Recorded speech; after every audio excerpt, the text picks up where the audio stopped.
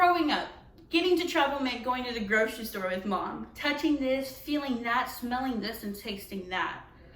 But now that we're a little older, travel takes on a little different meaning. When I refer to traveling, I don't mean taking the fun trips to Disneyland with our family or taking that day trip to Galveston with our friends and family and feeling that sun rays and the sea breeze on our skin.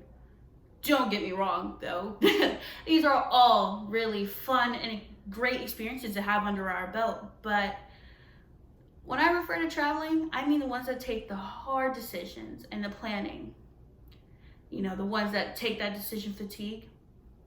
The hardest part of planning any vacation is avoiding decision fatigue.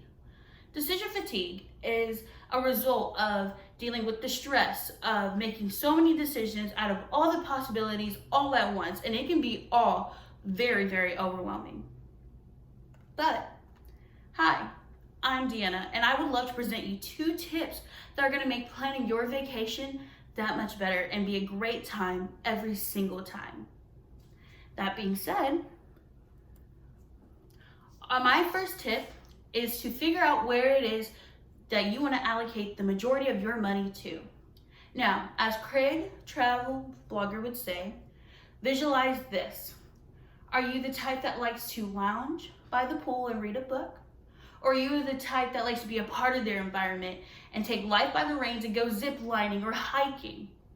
Now, that being said, if you are the latter that likes to be in the environment, I definitely recommend a hostel. A hostel is a great place to stop, take a breather, put your stuff in a safe place while you're off doing the things you want to do. It is safe and a great place to place your belongings.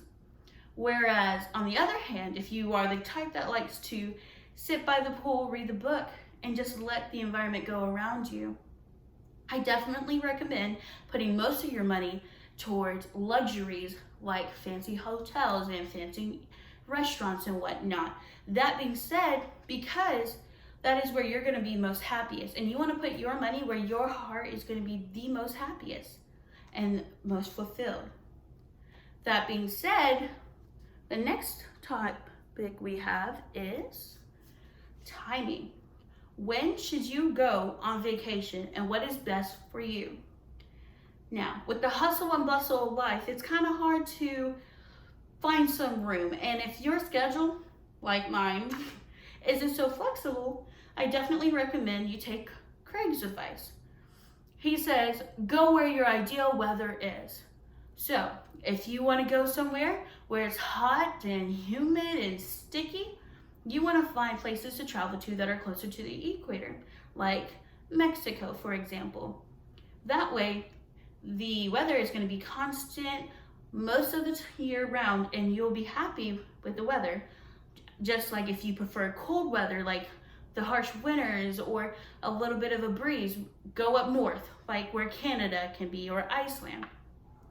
And those are really great examples of both polar opposites of where you can go and where you can be if your schedule isn't so flexible and you only have a certain amount of time to go and travel.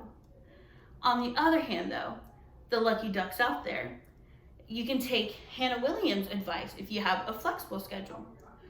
Go off season. The benefits of going off season are off the charts.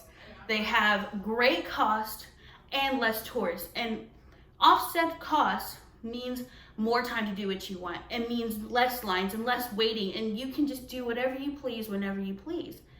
And you don't have to deal with the hassle of tourists, you know, the one walking right across your picture when you're trying to take it right in front of the beach with your little duck face. Hannah Williams' advice as a famous travel blogger has always recommend that you go off season to have the best flexible budget and timing. Now, that being said, even though there are a lot of decisions that go into planning a vacation, these are just some tips to help you narrow that down and know where to focus your mind onto. Keep in mind that your money should go what makes your heart happy, and timing should be flexible to what you are desiring and what is best beneficial for your pocket.